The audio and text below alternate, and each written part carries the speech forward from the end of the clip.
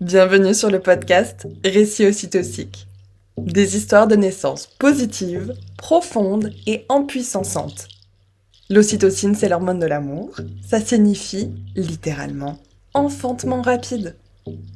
Je m'appelle Charlotte Tordoux et j'ai l'honneur d'accompagner les familles dans leur cheminement autour de la naissance en tant que doula. Ce podcast est né durant ma dernière grossesse, alors que je cherchais à me nourrir de récits inspirants. J'ai commencé par des lives sur Instagram. Et aujourd'hui, je vous propose ici ces échanges intimes, authentiques et riches d'enseignements. Mon rôle, tenir l'espace pendant que mes invités viennent se raconter. Parce que seules les personnes qui enfantent savent ce qui est juste pour elles. Venez découvrir leurs aventures qui ouvrent le champ des possibles. Vous êtes prêtes et prêts? Alors installez-vous confortablement et laissez-vous porter par ces vagues d'ocytocine.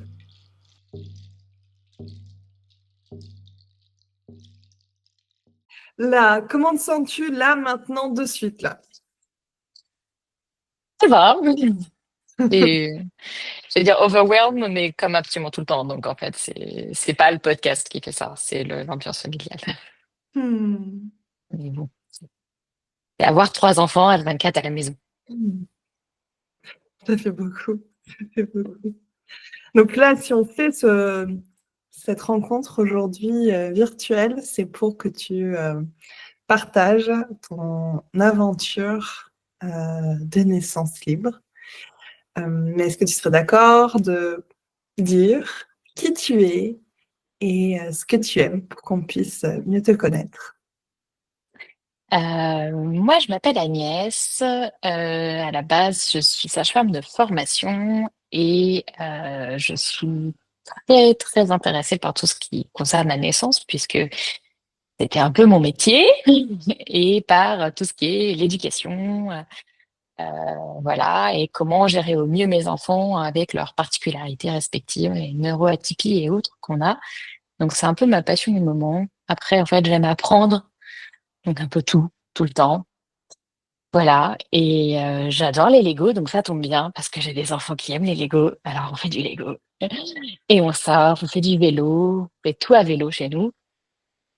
Voilà, et du jardinage, du potager, tout ça. Donc plein de choses très remplies et voilà. On est On est bien dans cette petite vie, mais qui n'est que temporaire puisqu'on redéménage normalement dans un an. Donc,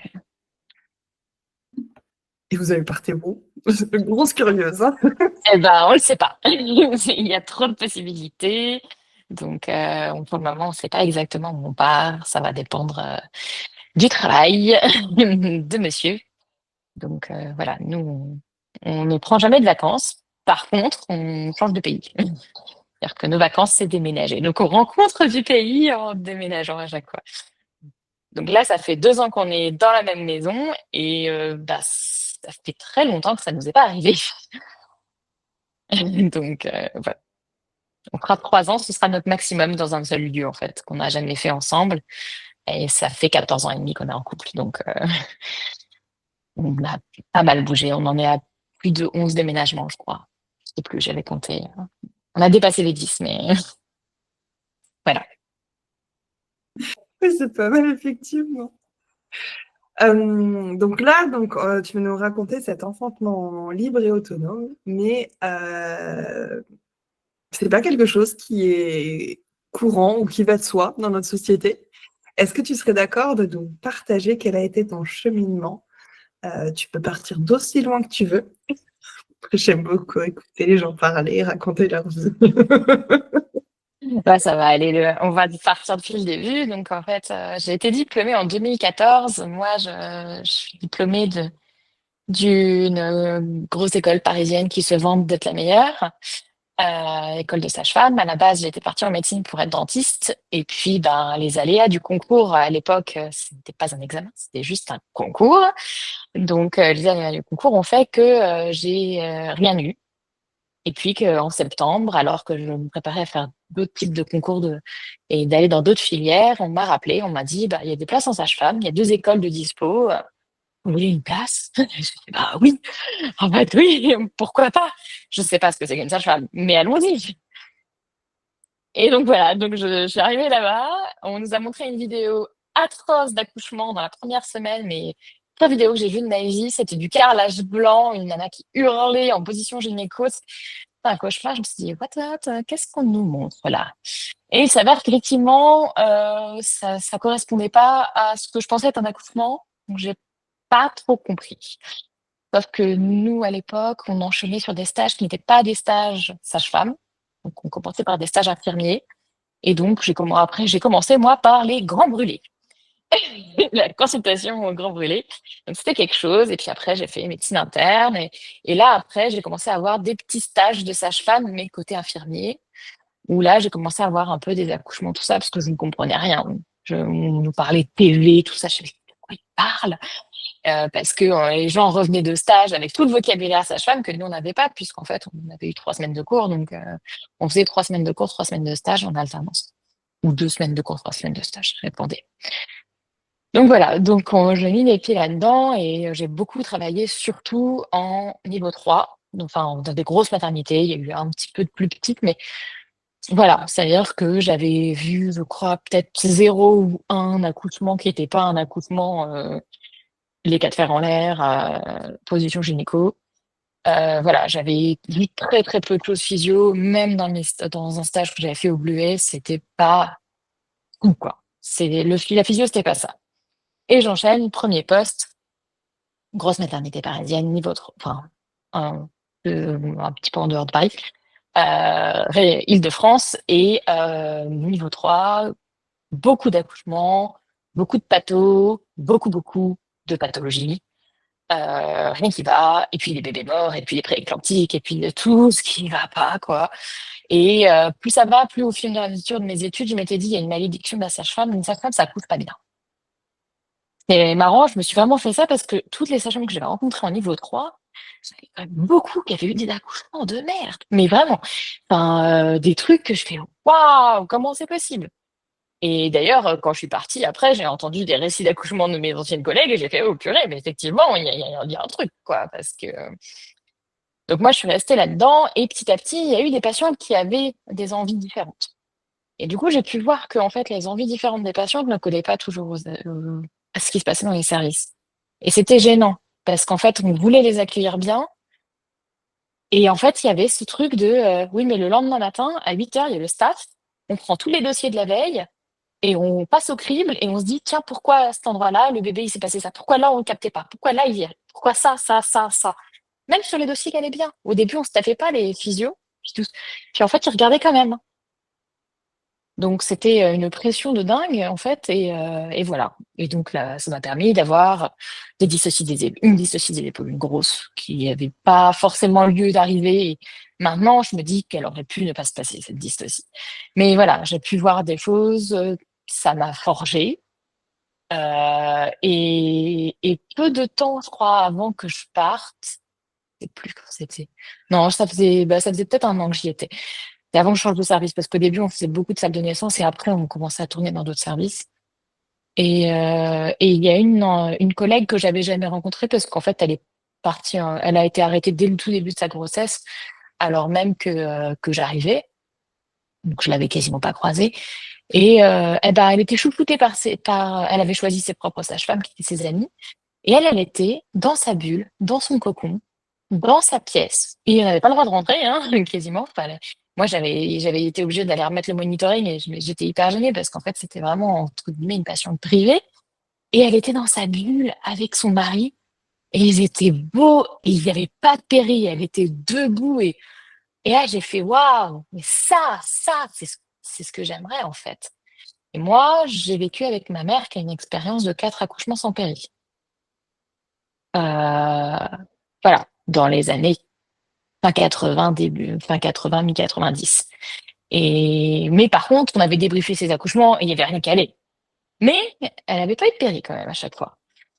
Et donc, dans ma tête, c'était faisable. Même en voyant ce que je voyais au travail. Et je voyais beaucoup de péri et je voyais surtout les pauses de péri. Et moi, j'ai très peur des aiguilles. Je suis phobique des aiguilles sur moi, pas sur les autres. Sur moi, les aiguilles, c'est pas le truc. Donc je voyais ça et je me disais: «Bah, c'est faisable» et vraiment cette sage-femme-là, cette collègue-là, j'avais trouvé que c'était vraiment le plus beau moment, le plus beau duo, quelqu'un qui s'était préparé et je la connais pas, enfin je l'ai même quand elle est revenue après des mois et des mois, enfin elle est revenue un peu avant que je parte du coup, parce qu'entre sa grossesse, son congé mat, moi je suis restée là-bas 2 ans et demi, un peu moins de 2 ans et demi, donc évidemment, voilà et mais ça cette image-là il y avait quand même eu ça dans la tête où je me suis dit: «Tiens». Et puis, ben, en 2016, je me marie, on déménage en Corée du Sud.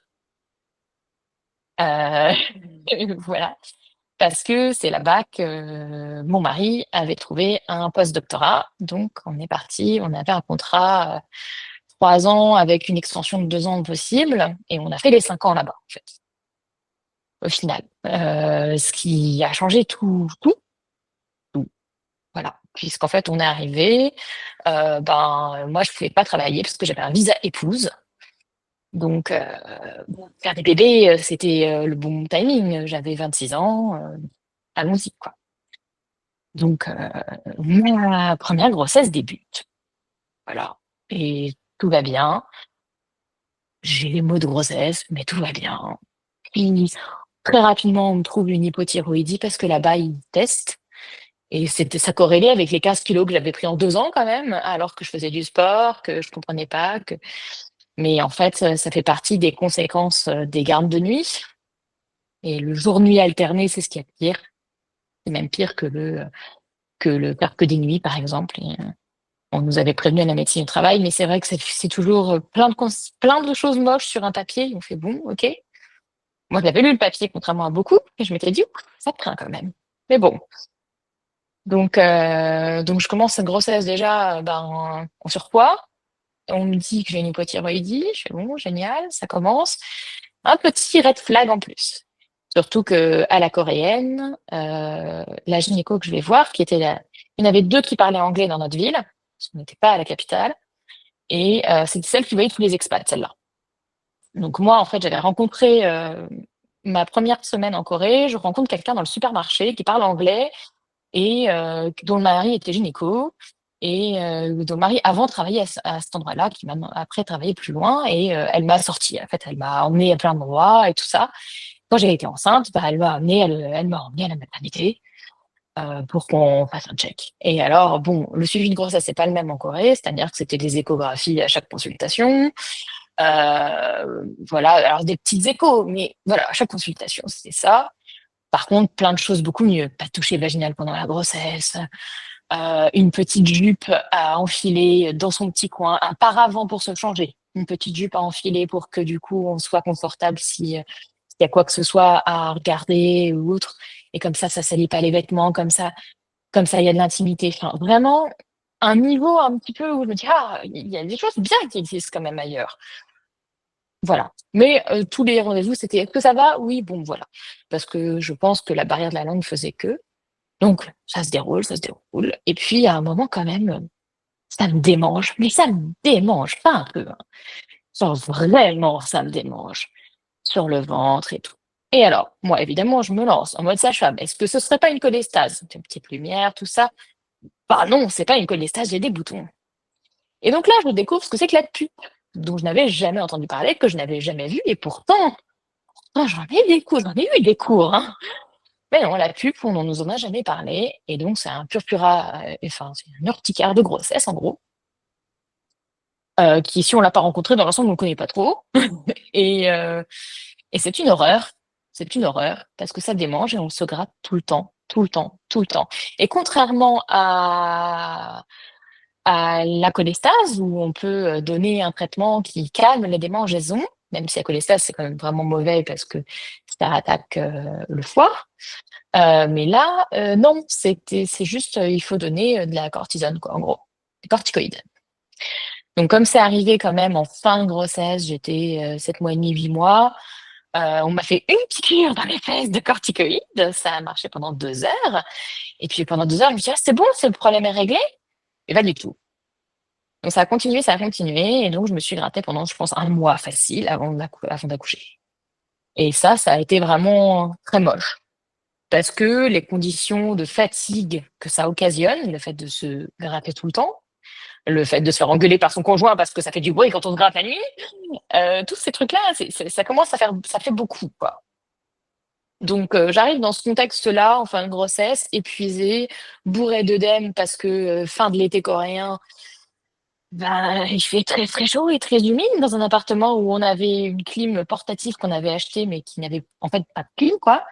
Un vieil appartement. Alors certes, il y avait une magnifique vue sur la mer, des grandes baies vitrées avec vue sur la mer. Et ça c'est la meilleure vue que j'ai jamais eue depuis un appart.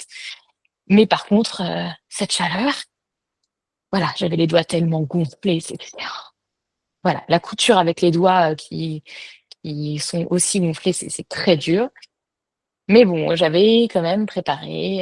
Et puis préparer une chambre à la française, c'est compliqué à trouver les affaires parce qu'ils font pas comme nous. Donc une table à langer, j'ai jamais trouvé là-bas. Donc je m'étais dit, ah, il faut une table à langer, j'ai pris mon ancien bureau, j'ai fabriqué moi-même un tapis à langer. Voilà, j'ai lu Yabarou, il se trouvait quand même. Et puis ma belle famille nous avait offert une petite fête, mais je m'étais dit, oh, voilà, on va faire. Enfin, j'avais dit OK, mais parce que j'avais choisi une poussette dans laquelle il y avait un siège auto intégré. Enfin, ça pouvait se transformer, tout ça. Je me dis OK. Et j'avais fabriqué moi-même mon écharpe de portage en me disant que de toute façon, ça servait à rien d'en acheter une. Non, non, une écharpe de portage, c'est un bon tissu et qu'en fait, on peut pas en faire une soi-même avec un tissu à l'arrache parce que sinon, ça fait mal au dos. Et une fois qu'on comprend ça, et ben, on a des bonnes écharpes et on peut porter tout le temps. Ce qui est le cas depuis. Ma grande a été 5 fois en poussette dans sa vie. Et c'est tout. Aucun autre de mes enfants n'a été en poussette, quoi.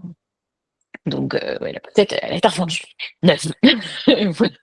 Enfin, donnée d'ailleurs, même pas vendue, je l'ai donnée. Euh, mais voilà, donc du coup, j'arrive dans ce contexte-là, épuisée, et puis les contractions qui arrivent, et puis en fait, j'ai fait tout ce qu'il fallait pas. Je suis restée dans la lumière, dans mon salon avec mes contractions, parce que j'avais passé l'après-midi avec une amie sur la plage et bah ça m'avait fait le plein d'ocytocine, donc je m'étais mis à contracter. Je rentrais chez moi à 18h30, bah ça contracte. Et puis j'étais focalisée sur cette contraction et j'étais excitée à l'idée que ça se lance. Et puis j'étais sur mon ballon, dans la lumière, à regarder une série alors qu'il était 23h30 et que j'aurais dû.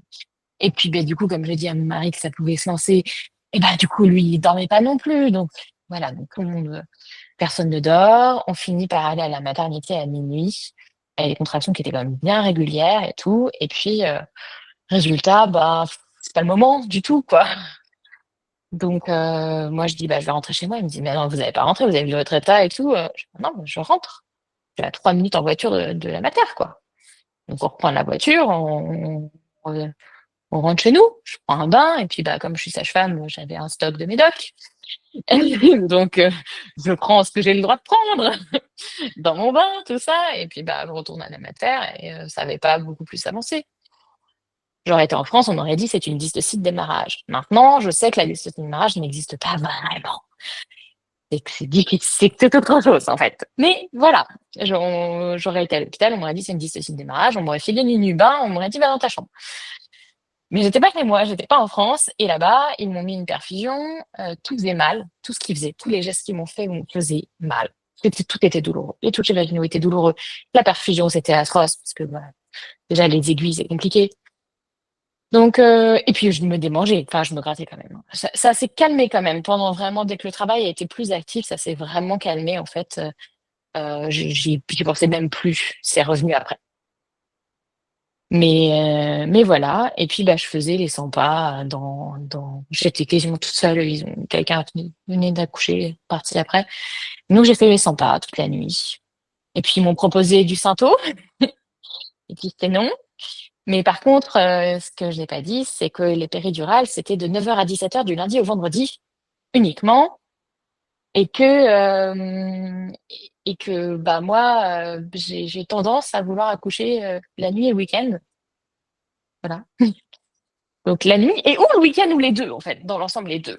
Donc le troisième a fait une exception finalement, mais pour une autre raison que je vais expliquer après. Mais du coup voilà, la première, bah ça s'est enclenché la nuit du samedi au dimanche. Donc là c'était sûr qu'il n'y avait pas de péri. Je lui avais dit mais comment vous faites bah s'il y a besoin de césarienne, on fait une anesthésie générale. Et tout ça je l'avais appris 2 semaines avant. par une amie expat, enfin par une copine expat que je rencontre et qui m'explique ça parce qu'elle avait accouché 10 mois avant. Et sauf que moi, ma gynéco me l'avait jamais dit. Pas au courant. Donc je fais bon. Mais je me disais, c'est pas grave, ma mère a accouché sans péri. C'est faisable sans péri. Donc voilà. Donc bref, belle dissociation de démarrage. Puis ça bouge très lentement. On me propose bientôt. Je dis non. Et puis une de mes amies était en voyage de noces dans un pays proche. Donc elle avait le même fuseau horaire, quasiment à 1 heure de décalage seulement. Donc je lui envoie un message puisqu'il était 7h30 du matin. Je me suis dit, elle est réveillée. Et je lui dis, bon, là, pour moi, je suis en phase de latence. Ça va bouger. Et on est d'accord, j'accepte pas le sarto, j'ai pas de péri, j'accepte pas le sarto. Elle me dit non, non, non, c'est phase de latence, t'as raison. Puis ça a bougé, ça a bougé, et ça a bien bougé. Et à midi, j'étais à 6 centimètres, j'étais à l'agonie. Mon mari ne supportait plus de m'entendre, il avait les mains sur les oreilles, il n'en pouvait plus. C'était trop pour lui. Et il était crevé. Et lui, il a une très mauvaise résistance à la fatigue et au bruit, donc compliqué. Et je me suis sentie absolument pas soutenue. J'avais très mal à ma perf qui était en train de diffuser. Et donc, on me fait une écho et on me dit, bah regarde, là ton bébé il appuie pas du tout. J'avais pas rompu la poche des os et on me dit, bah non mais ton bébé il applique pas sur le col, donc c'est normal que ça rame. Enfin, parce que ça faisait peut-être 1 heure que j'étais assise quoi. Allez, quoi. Euh, ouais, enfin, on me dit ça, c'est pas trop bien. Je leur dis, mais je m'en fiche de votre avis en fait. Je donne appelez ma gynéco. On est dimanche. On vient me voir, on me dit en fait elle est à la messe. Donc on ne sait pas quand est-ce qu'elle sera dispo. Ok. Donc j'attends. Puis vers 13h, elle est arrivée. Et là, elle me fait une écho. Et là, elle me dit, bah non, mais c'est une OS. Donc aussi plutôt sacré. Donc en fait, le bébé regarde plutôt en l'air plutôt que dans l'autre sens. Enfin, ça, c'est quand on est allongé. Donc quand on est allongé, c'est-à-dire les yeux vers le haut. Et c'est plus agréable. Enfin, ça fait plus rapide dans l'autre sens. Tout, même mes contractions faisaient très très mal, évidemment, dans le dos. Et j'avais pas rompu la poche des os. Donc ça n'appliquait pas assez. Et je dis, bah, vous pouvez pas rompre. Je sais pas. Dans ma tête, on rompt et ça se lance. J'étais assise quand même. Ben non. Ah, non, non, on va pas rompre, hein. Mais en fait, c'est soit on fait une césarienne, soit là, vous restez comme ça. J'avais un monitoring intermittent quand même, hein. Ça veut dire qu'on me mettait le monito de temps en temps. Vraiment pas, on me l'a pas vraiment mis beaucoup, hein. Même de mettre toutes les 2, 3 heures. Franchement, j'ai eu assez peu de monitoring.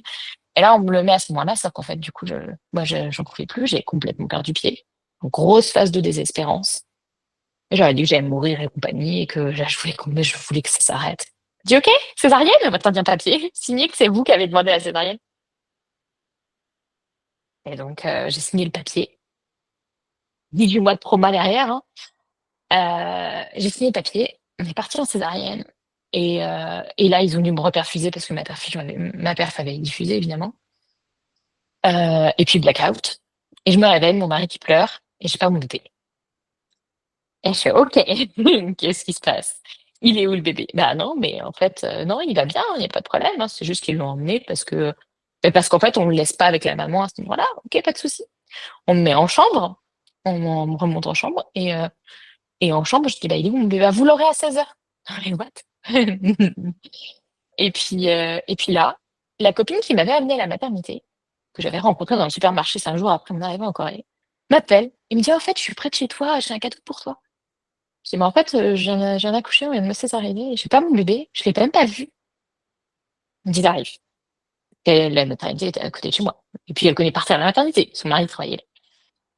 Elle débarque, et elle négocie, et on arrive à récupérer le bébé. Et au bout de 30 minutes, on me dit qu'on va le reprendre. Parce qu'en fait, les mamans ont le droit, euh, 3 ou 4 fois par jour, pendant 15 minutes, à avoir leur bébé. Et les papas, la même chose, mais derrière la fenêtre, derrière la vitre. Et là, je fais, bah non. Non, mais je vous le rendrai pas, en fait. Je l'ai vu avec ma gynéco, je lui ai dit que je voulais mon bébé en chambre avec moi. C'est mort, vous discutez avec elle, je ne vous le rendrai pas. Et donc, bah, il me le laisse. Sauf que la chambre n'est pas faite pour. C'est-à-dire qu'il n'y a rien pour laver le bébé. Mais même si on ne voulait pas faire de bain ou autre, ça change rien. Il n'y a rien pour le changer. Je suis obligée de la changer dans le berceau. Mais là, moi, je n'ai pas le droit de bouger parce que je suis encore sondée à demeure, parce que j'ai eu nagé quand même. J'ai pas le droit de bouger. Je suis dans mon lit, je peux rien faire. Je suis perfusée avec une perf qui avait diffusé, donc j'ai un bras pas beau, et l'autre avec la perf actuelle. qui se fera retirer 24 heures plus tard parce qu'elle diffuse de nouveau, moins de 24 heures. Et donc, je suis sous morphine. Je suis sous morphine, j'essaie d'allaiter mon bébé, en gardant tout seul parce que là-bas, c'est pas la culture de l'allaitement. Voilà.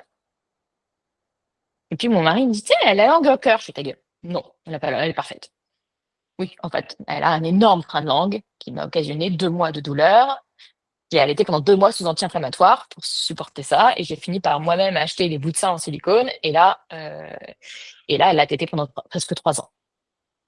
Mais, euh, mais voilà, le beau truc, bien, bien dense. Et puis les démangeaisons qui ont repris. Les démangeaisons ont repris 3-4 heures après la césarienne, doucement, doucement. Puis après, c'était de nouveau insupportable. Ça a duré 3 semaines après, pendant 3 semaines. Mais heureusement, j'ai réussi à faire venir la médecine interne après 5 jours, en leur montrant, en disant, Monsieur, j'ai ça comme maladie, est-ce que je peux avoir le traitement pour ça? Parce qu'ils avaient toujours pas mis de mots sur ce que j'avais. Personne ne s'en foutait, quoi. S'en foutait. Je me suis foutue à poil devant tout le monde en disant, regardez mon dos, je suis recouverte de boutons partout. Ce n'est pas normal, ce n'est pas une allergie à la lessive. Et voilà. Et donc, après, j'ai pu avoir un traitement, et puis ça change tout. Donc voilà, donc j'ai eu des corticos pendant 3 semaines pour calmer ça.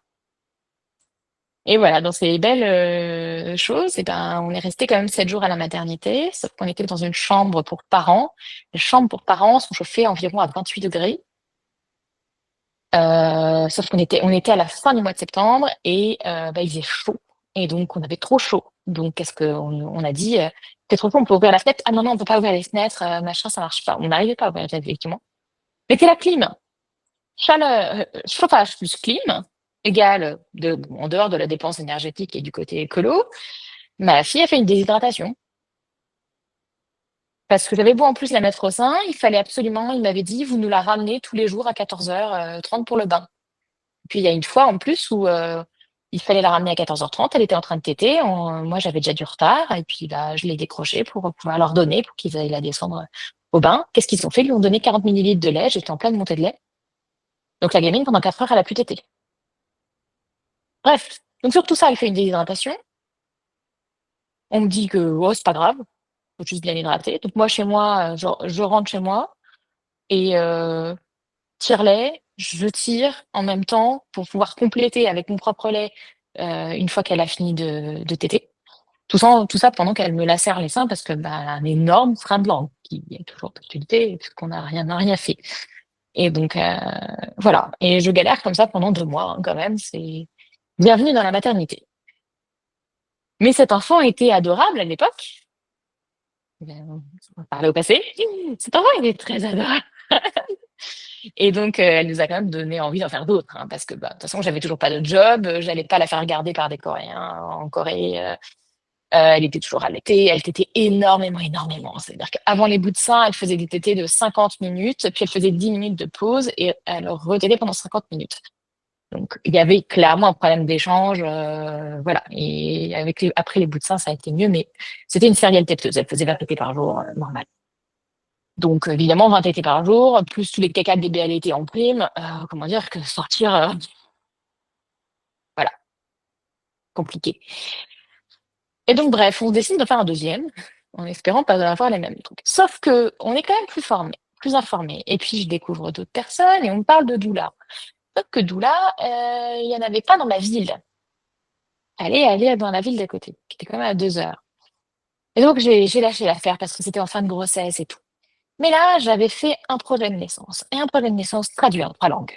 Je l'avais en français, en anglais, en coréen. Et je l'ai distribué à la ronde. En coréen, tout le monde. Projet de naissance. Et là, j'avais fait venir ma belle famille pour qu'elle garde la première, qui en fait n'a pas supporté ça. Donc la nuit enfin, c'était juste pour le jour J, hein, que je voulais qu'elle garde, et la nuit où ça s'est lancé en fin de journée, exactement pareil, en fin de journée, j'étais en train de cuisiner. Et puis, bah, je me suis mis dans le noir, dans ma douche pour gérer mes contractions, et j'ai été interrompue toutes les 15 secondes par mon mari qui faisait à manger à ma place, finalement, enfin, qui avait repris le relais. Et par mon aîné, en fait, ils s'alternaient tous les deux pour me déranger tout le temps. Et puis au final, Au bout de ça faisait peut-être 3-4 heures quand même, donc moi j'essayais de coucher ma grande, mais je lui avais expliqué qu'ils allaient venir, ils allaient s'occuper d'elle et donc elle a refusé de se coucher. Elle a accepté de se coucher vers 22h30, au sein, pendant que j'avais des contractions et je sais toujours pas vraiment pourquoi mes contractions me lançaient en arrière. C'est-à-dire que j'étais obligée de me cambrer pour arriver à les gérer. Je me suis dit: «Ça pue quand même, hein, ça fait encore un peu OS, c'est pas très bon ça». Mais bon, on va à la mater et puis, ben, par contre, c'était pas du tout avancé. Je dis: «Bon». Il y a quelqu'un qui débarque, qui commence à parler de césarienne. J'ai fait: «Ah non». J'ai vu avec ma gynéco, la même que j'avais reprise et je l'ai vue avec elle et elle m'avait dit: «OK pour la vac». Donc j'ai dit: «Non, non, non, non, non», alors je pense qu'elle en avait jamais fait, donc en vrai, elle m'avait dit oui pour, faire semblant. Mais bon, hem, donc je leur dis: «Non, vous m'appelez ma gynéco, pas de souci» et en fait, c'est allé très, très vite parce que, du coup, en 2 heures, en 2-3 heures, j'étais à 7 centimètres et je gérais super bien. J'avais aucun problème. Et vraiment, là, ce qui me saoulait, c'était ma perf. Non, c'était ça allait. Je m'étais mis dans le noir dans ma pièce, c'est juste qu'ils passaient leur temps à ouvrir la porte avec la lumière de l'autre côté pour me dire: «Ça va?» «Et oui, ça va, j'ai mal à». Et au bout d'un moment, ma gynéco est venue, elle a voulu regarder, faire une écho, elle me dit: «Ah, c'est encore 7 centimètres». Oui, enfin bon, je fais, 2 doigts larges, 7 centimètres en 2 heures, fous-moi la paix, quoi. Et elle a commencé à me dire que c'était le même scénario, que ce bébé était peut-être gros, que ceci, que cela, que machin. Et moi, je pensais à mon aîné quand j'étais partie dans des conditions horribles, c'est-à-dire que j'avais eu 2 heures de hurlements. Mes beaux-parents qui avaient commencé à être un peu agacés de cette situation, à dire: «Bah, peut-être qu'on va partir dans ce cas-là parce que je veux dire ça sert à rien». Bah oui, mais je vais pas la laisser pendant qu'elle hurle, en fait. Eux, ils voulaient que je parte même si parce qu'ils avaient juste peur que j'accouche. Là et moi, je ne pouvais pas laisser mon aînée dans cet état et quand je l'ai laissée, elle dormait, mais elle dormait en sanglotant et ça a été un crève-cœur donc je me suis dit: «Allez, vas-y, tu sais quoi? Prends-moi, fais-moi cette deuxième césarienne» et je regarde mon mari et je lui dis: «Ça ce sera un problème pour le troisième».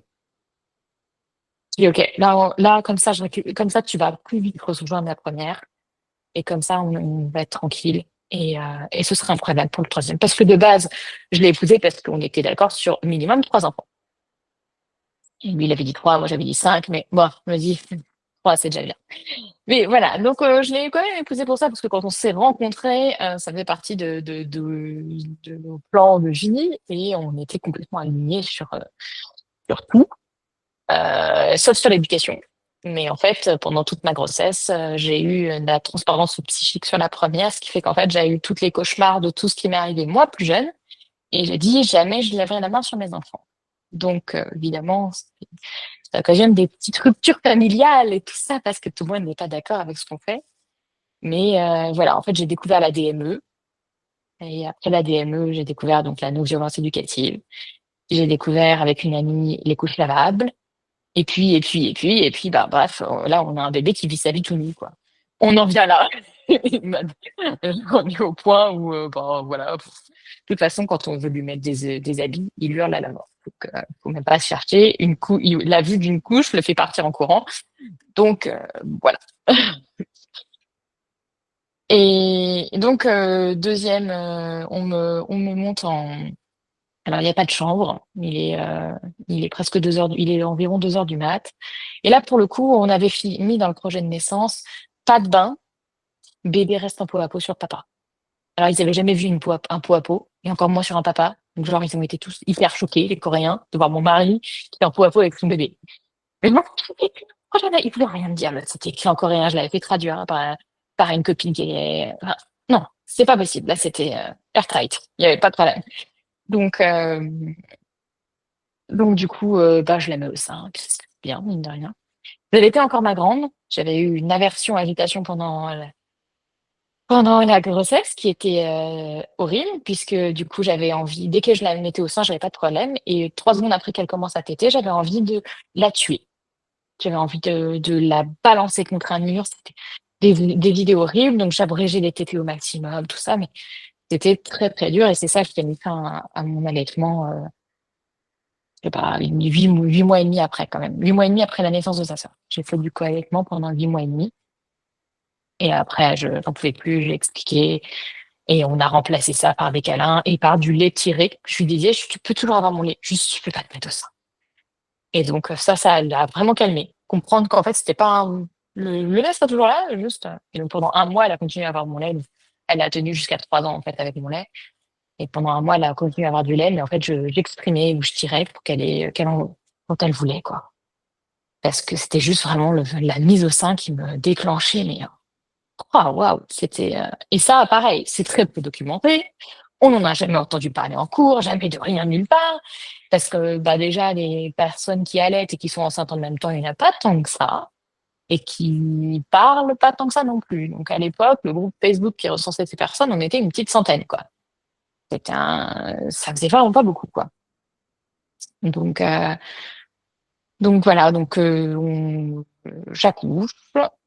Alors, je donne naissance par césarienne une deuxième fois, et là, je fais en plus une énorme vénite suite à, du coup, on m'a encore reperfusé 2 fois, hein, parce que là, il y a encore une perf qui lâche. Donc, et là, je fais une énorme vénite, et au point qu'on finit par me faire une intervention que je n'ai pas comprise, et juste sur le moment, j'ai cru qu'ils allaient m'amputer le bras. Ça a été pas top, mais donc vraiment encore un postpartum pas ouf, mais j'avais négocié pour sortir plus tôt de la mater, donc j'ai pu sortir à J4. Au deuxième jour de vie, la deuxième était déjà en portage sur moi. Elle n'a pas été baignée à la mater, elle a été en couche lavable au maximum, même à la maternité. Voilà, j'étais plutôt contente de ce que je faisais, et c'était juste beaucoup de boulot parce qu'en plus je n'avais pas de lave-vaisselle, enfin, et je fais tout maison, et ça devenait un peu lourd quand même le quotidien. Et puis à la suite de ça, ben 1 an et demi après, on a déménagé, on est arrivé en France.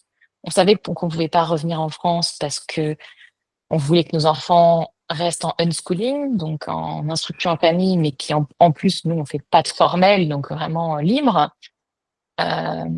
Et on voulait que ça reste. Et puis nous, en 2020, en octobre 2020, on a entendu l'annonce de Macron qui a dit que, en gros, ça n'existera plus, quoi. Donc on a dit, bah, on ne revient plus jamais dans ce pays. Donc on a fait un saut de plus de 8 mois. 8 mois, pourquoi? Parce que l'entrée en vigueur de la loi, c'était 2022. Donc nous, on est arrivé octobre 2021, après 5 ans en Corée. Et on est resté pour 8 mois en France. Et en 8 mois après, on a déménagé en Belgique. Et parce que, alors, la Belgique venait de changer, de passer de 6 ans à 5 ans l'obligation d'instruction, mais ça restait encore un régime déclaratif. Donc on est arrivé là-bas. Et puis en fait, la maison dans laquelle on est arrivé, on a eu fuite d'eau sur fuite d'eau. Mais vraiment, quand on est arrivé, il y a eu une fuite d'eau. Quelques jours après, peut-être le soir même, en fait, de notre. On est arrivé à minuit, et le lendemain, donc 24 heures après, on a eu une énorme fuite d'eau. Et heureusement, j'avais enlevé le matelas qui était là où ça a été le pire. Heureusement, j'avais dit à mon mari, ah non, avant que tu repartes et que tu ramènes le camion, je veux qu'on monte ton matelas. Mais heureusement, parce qu'on avait des matelas dans le salon et heureusement qu'on a monté son matelas, sinon on perdrait un matelas, quoi. Bref. Donc, cette maison m'a fait que des trucs comme ça, beaucoup de fuites d'eau pendant 8 mois, enfin pendant plusieurs mois. En décembre, j'ai dit, OK, on s'en va. Et au quitte à déménager, on déménage en Flandre parce que la réglementation sur l'instruction en famille est encore meilleure qu'en Wallonie. Mais bon, ça parle flamand. Mais voilà. De toute façon, c'est temporaire. On sait qu'il y a un examen à 12 ans, et on ne veut pas faire passer d'examen à nos enfants s'ils ne le décident pas eux-mêmes. Donc, il m'a dit, de toute façon, notre deadline, c'est les 12 ans de la grande pour partir de Belgique. Donc là, on déménage en Flandre, dans une maison coup de cœur qui n'est pas sans problème non plus, mais qui est magnifique. Et, euh, et en fait, ce déménagement m'attaque sévère, mais cette maison est magique, puisqu'en fait, peu de temps après l'emménagement, il y a le numéro 3 qui arrive, qui se niche tranquillement, et c'est génial parce que depuis qu'on est arrivé en Belgique, eh ben, on a acheté un énorme vélo, et donc on peut tout faire en vélo, et quand on est arrivé en Belgique, j'ai repris le suivi pour la thyroïde qui avait été arrêtée avec le départ de Corée. Donc j'ai pu reprendre ça parce que ça encore, j'ai continué mon traitement du coup pour la thyroïde depuis la première grossesse. Donc continuer ça. Réfléchir toujours je lisais de plus en plus. J'avais lu La naissance en BD de Bissell Gomez. J'avais acheté, mais je l'avais à peine commencé, puis il m'avait pas intéressé. C'est mon accouchement de. Comment elle s'appelle? J'arrive plus jamais à dire son nom, une sage-femme, donc je ne sais pas prononcer son nom. Euh, Floriane, c'est oui, c'est ça? ça, Floriane, mais c'est son nom de famille que je sais pas prononcer. Moi non plus. Faut que je le lise pour le prononcer, sinon de tête, j'arrive pas. Et je l'avais acheté, mais je sais pas pourquoi j'avais pas réussi à m'y mettre. Puis en fait, on a fait le déménagement. Puis je l'ai lu du coup 4 5 mois plus tard, mais ce livre, mais que j'ai trouvé super en fait, puisque évidemment, alors ça parle de l'accouchement à domicile, donc accompagné par une sage-femme. Et voilà. Et j'avais demandé des renseignements pour justement l'accouchement parce que j'avais eu ce que je pensais être une grossesse, mais qui s'est fini par des règles. Mais est-ce qu'il y avait vraiment quelque chose ou pas? J'avais eu beaucoup de symptômes, mais voilà, en janvier. Et j'avais demandé du coup sur le groupe IEF français du coin, quelles étaient les bonnes maternités françaises. Parce que je voulais pas aller en Flandre et j'étais trop loin des hôpitaux wallons. Et en fait, bah, j'avais un utérus bicicatriciel maintenant, plus une hypothyroïdie. Donc ça commençait à être pas forcément fou. Et puis bah avec l'hypothyroïdie, j'étais largement en surpoids, quoi. Je pense que j'étais peut-être déjà dans la catégorie obèse, quoi. Comme je suis petite, la catégorie obèse, elle vient très très vite. Donc parce que bah, le rapport sur la taille, moi j'ai pas le droit à 1 kilo, ça fait pas le même ratio sur quelqu'un de petit que sur quelqu'un de grand. Donc du coup, j'avais trouvé donc un super médecin, j'avais tout ce qu'il me fallait et sur ce réseau-là, je leur demande et ils me parlent on parle d'une sage-femme, donc belge, enfin, d'un couple belge. Je leur demande et ils me disent ah bah non, enfin c'était à la base c'est un gynéco et une sage-femme qui font justement des accouchements, mais à de C pas du tout évidemment. Donc du coup on m'envoie elle m'avait envoyé plusieurs liens, donc enfin, plusieurs contacts, demande à une autre sage-femme belge de ma ville en plus, qui me dit que non, pas possible, accouchement. Mais au téléphone, on s'entend bien en fait. Elle parle français, mais voilà, pas possible quoi. À va de C, c'est pas possible. Donc j'ai dit, ok, bah pas de souci. Puis là, je demande à une sage-femme libérale de plateau technique qui accouche au CHU de Tourcoing et elle me dit bah non, à va de C en plateau technique, ça marche quand même pas, hein. Et puis, du coup, elle me renvoie vers quelqu'un d'autre de là-bas qui me dit, qui me donne les modalités. Et je dis, OK, OK. Puis, en mode, juste, je me renseigne. Et je raccroche et je me dis, en fait, elles me vont pas, ces modalités. Mais sur le moment, c'était un peu une discussion de sage-femme. Donc, j'avais un peu mis de côté que quand on parle de perte, c'est pour moi. Quand on parle de monito, c'est pour moi. Et, euh, et là, je me dis, non, ça, en fait, ça me correspond pas trop. Mais je vais quand même au premier rendez-vous là-bas. Et avant d'aller au premier rendez-vous là-bas, je fais une écho de datation parce que je veux toujours vérifier qu'il n'y en a pas plusieurs parce que j'ai une copine qui un jour s'amusait à me prédire des multiples. Et donc depuis maintenant, je fais vraiment toujours gaffe parce qu'elle me hante. Et, euh, et donc j'y vais. Et puis non, c'est pas des multiples. Par contre, le sage-femme qui me fait l'échographie, sa femme a fait un AVA de C, mais à Lille, pas à Tourcoing. Et je me dis, ah, il y a un sage-femme dont la femme est sage-femme qui a fait un AVA de C. Et bizarrement, je trouve son témoignage en plus sur un groupe. Ça tombe bien. Mais du coup, voilà. Et puis, voilà. Donc, lui, ça ne le choquait pas de parler d'AVA de C. Et je me dis, ah, il y a quelques sages-femmes que ça choque pas quand même. Garde ça dans ma tête. Et surtout, les sages-femmes sont capables de le faire. Et puis surtout, il y a des hôpitaux qui le font dans le coin. Donc, s'ils le font à Lille, peut-être qu'à Tourcoing, il n'y aura pas trop de problèmes, tout ça. Là, mon rendez-vous, la sage-femme est extrêmement choquée par mon discours parce que je dis bah si qu'en gros peut-être que je resterai à la maison en fait, je sais pas trop. J'ai peut-être pas envie d'y aller là-bas, mais que voilà que probablement que je serai peut-être un nana chez moi toute seule, mais que j'ai besoin de ma backup en fait. Parce que au fur et à mesure de la réflexion, je me dis en fait, j'ai pas envie de laisser mes filles, j'ai personne pour les garder. Sinon, il faut que j'y aille toute seule, il faut que j'y aille avec mon conjoint, mais j'ai personne pour les garder. Voilà, il faut que j'y aille toute seule. En fait, j'ai pas envie. Et puis, j'ai pas envie de perdre. J'en peux plus, moi. Le coup d'avant, j'en peux plus, en fait, des pertes. Et ça m'empêche pas de vérifier ma thyroïde, tout ça, et de prendre mon traitement, et j'en peux plus, quoi. Et puis, en plus, mon médecin généraliste, bah, t'es obèse, donc, va faire une prise de sang, quand même, en début de grossesse pour vérifier que t'as pas un diabète gesta. Et quand la norme est à 0,95 et que t'es à 0,96, t'as juste envie de tuer le monde, quoi. Mais vous faites, en fait, non. Et puis, je regarde le livre, dans le médicament pour l'hypothyroïdie, il y a quand même un peu il y a de quoi, des choses qui sont un peu hyperglycémiantes. Je me dis peut-être que c'est parce que je l'ai pris au début, enfin, j'en sais rien. Mais juste arrêter de me dire que j'ai un diabète à 0,96, ça a pas de sens, en fait. Puis là, je recherche encore plus. Et là, je découvre une énorme photo rose sur le diabète Gesta. Les normes avaient changé quand j'étais étudiante. Mais là, je découvre qu'en fait, les normes, c'est pas des normes, en fait. C'est vraiment juste, on prend la population, on regarde quels sont les gros bébés, et on dit, OK, on va faire une gaussienne. Où sont les gros bébés? On sait que parmi les gros bébés, il y en a une partie où les mamans ont une glycémie plus élevée, donc on va mettre le curseur à cet endroit-là, comme ça on sait qu'on va éviter les gros bébés. Parce qu'un gros bébé en position gynéco, ça sort pas facilement. Donc on veut pas de gros. Comme on veut pas de gros, on essaye de limiter le sucre chez ces mamans-là, qui ont un risque de gros, qui est quand même pas très élevé quand on regarde que c'est seulement 10%, c'est 10% des macrosomes, donc des gros, hein, soi-disant, il y aurait des mamans qui auraient un problème de diabète gestationnel. Mais là encore, le diabète gestationnel, du coup, c'est vraiment juste une donnée sur une gaussienne. Et en fait, ça correspond pas du tout au diabète réel. C'est-à-dire que quand on regarde les chiffres de diabète, qui sont de toute façon des chiffres arbitraires, ça, on est bien d'accord. Mais dans l'ensemble, il y a une clinique derrière. C'est pas juste, il y a des signes cliniques. Le diabète gesta, non, il n'y a pas de signe clinique parce que c'est pas une maladie, en fait.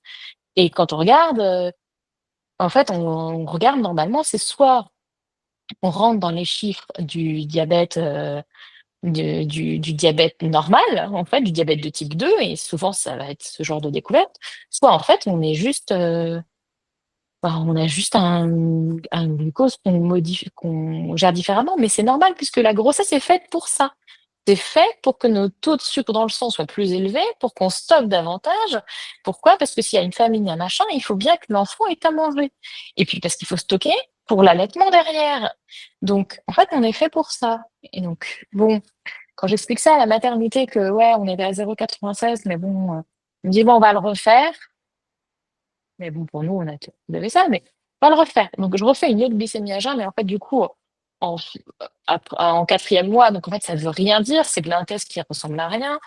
On me dit qu'il faut. Après, on m'oriente directement vers une gynéco, hein, de là-bas, et qui, somme toute, était très sympa, qui avait ses propres peurs et qui a essayé de me les refourguer, qui n'a pas vraiment réussi, mais qui de base était très sympa, mais qui me fait un courrier en disant que je vois une psy 2 fois par semaine et que je pleure tout le temps. Ben, je vais pleurer dans ton cabinet, mais la psy, je la vois pas 2 fois par semaine, je la vois toutes les 2 semaines. Et je la vois pourquoi? Parce que je fais de nouveau des cauchemars sur mon enfance. Ça n'a rien à voir avec le fait que je vais y accoucher chez moi. En fait, ça n'a pas de sens. C'est juste que ben, j'avais pas travaillé là-dessus et sur mon trauma de ma première grossesse. Et j'ai fait de l'EMDR pour travailler ce trauma parce que pendant 18 mois, je me réveillais avec des sueurs et je me réveillais mal en me demandant où était mon bébé. Donc, il fallait gérer ça, en fait. Donc, bon, la nana, elle m'a un peu saoulée. Mais surtout, elle avait quand même été compréhensive en me disant, mais il peut y avoir une infirmière qui vient pour vous piquer à la maison si vous voulez poursuivre le diabète. Mais en fait, je lui ai dit, je ne me piquerai jamais, en fait. Pour moi, je n'ai pas de diabète. Parce que la deuxième valeur n'était pas beaucoup plus élevée, hein. Un petit peu, mais pas énormément plus. Et ça restait toujours dans les normes de femmes non enceintes. Et j'ai dit non, en fait, non. Voilà. Donc, je me suis rangée pour avoir mes ordonnances pour mon lévothyrox. Je suis passée par mon médecin traitant si besoin et compagnie. Et en fait, j'avais fait une deuxième écho avec elle. Il y avait absolument rien, tout allait bien.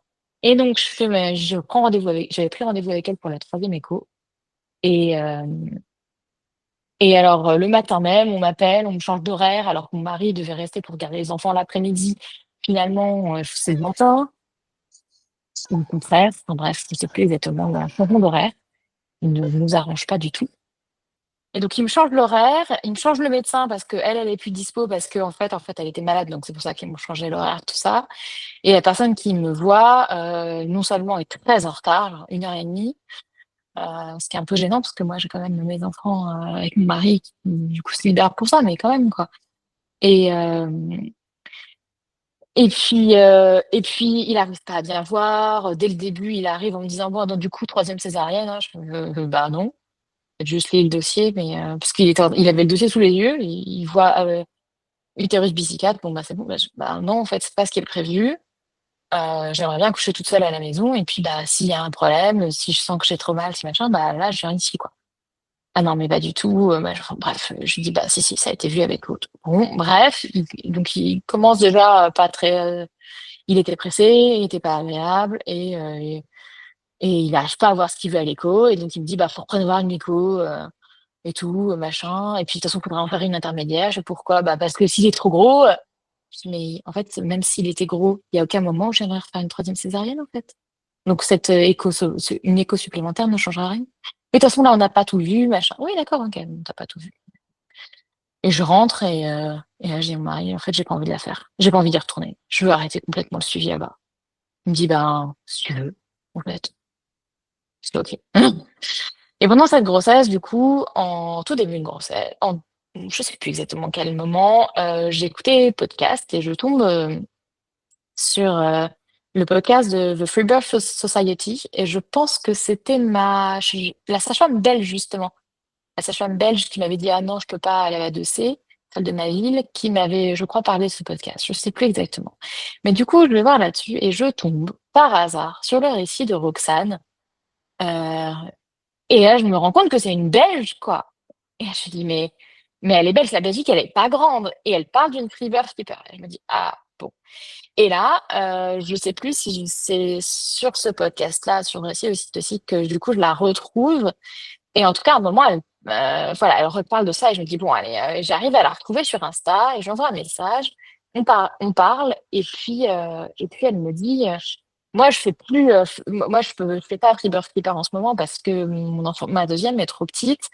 Mais par contre, celle qui m'a accompagnée, elle devrait être plus dans ton truc parce que moi, je suis pas très, mystique, blabla, pierre, tout ça, moon, je sais pas quoi. Enfin non, moi, c'est pas mon délire. Moi, je suis cartésienne, j'ai besoin d'un enfin voilà, j'ai besoin d'un truc, qui soit bien, carré et elle me dit: «Écoute, moi, mon amie qui est Freebird Keeper qui était avec moi, elle est comme ça aussi, contacte-la». Et donc elle m'envoie le contact, de, je sais pas si je peux dire son prénom, mais, on va dire P. Et donc, bah, j'ai commencé un suivi avec elle, le deal, donc nous, on était que par visio et le deal, c'était qu'elle venait, au moment de l'accouchement pour du soutien moral.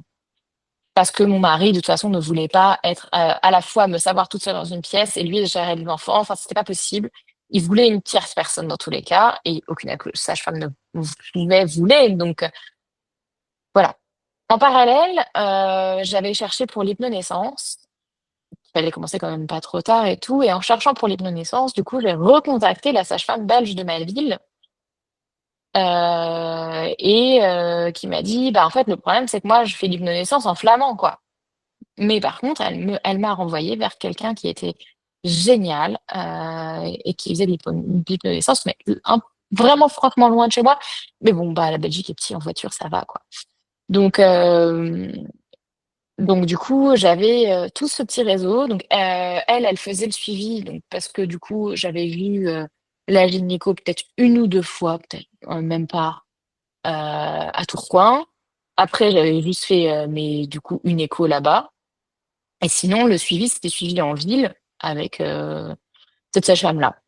Clairement, enfin donc la sage-femme de ma ville et bah, franchement, je pense que j'ai passé plus de temps à la rassurer, sur que tout allait bien, que voilà. Mais on papotait, elle venait 2 3 heures, on papotait et je la payais pour qu'on papote.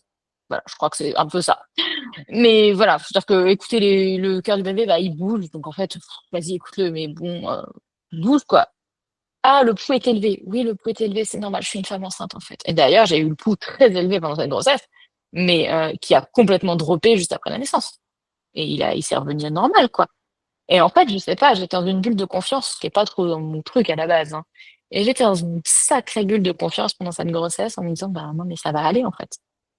Et j'avais quand même pas mal de red flags, parce que j'avais du hypothyroïdie, j'avais l'utérus bicéphale, enfin, bon, et puis j'avais ce diabète de grossesse qu'on m'avait soi-disant diagnostiqué et qui n'était, même pas géré puisque je ne faisais, rien, je ne me piquais pas, je surveillais pas, enfin, c'était, juste, waouh!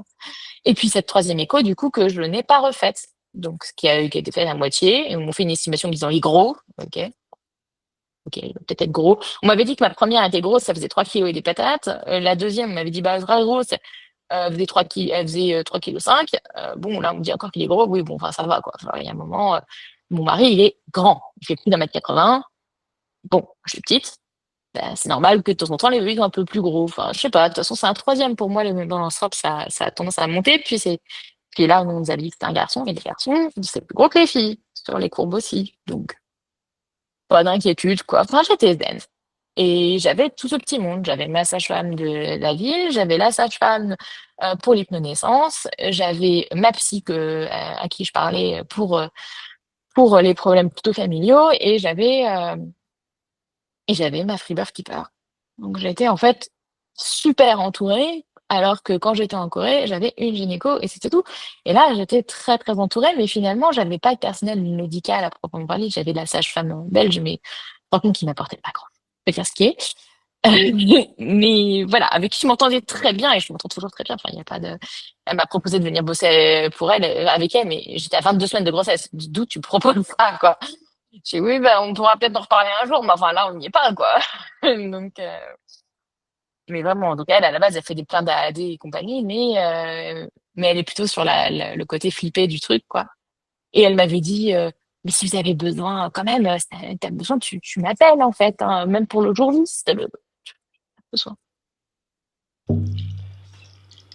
Et maintenant, je vous invite à prendre un moment. Afin de répondre à cette question, qu'est-ce que ce récit a éveillé en vous? Je serais très heureuse de lire vos ressentis en commentaire ou en message. Si vous en avez l'élan, vous pouvez venir soutenir le podcast en laissant une note ou un avis. Ça l'aide à rayonner et à toucher d'autres familles. Vous pouvez également faire un don sur la page Tipeee. Le lien se trouve en description. Merci pour votre précieuse écoute. Je vous envoie plein de chaud doudou et je vous dis à la semaine prochaine pour de nouvelles vagues d'ocytocine.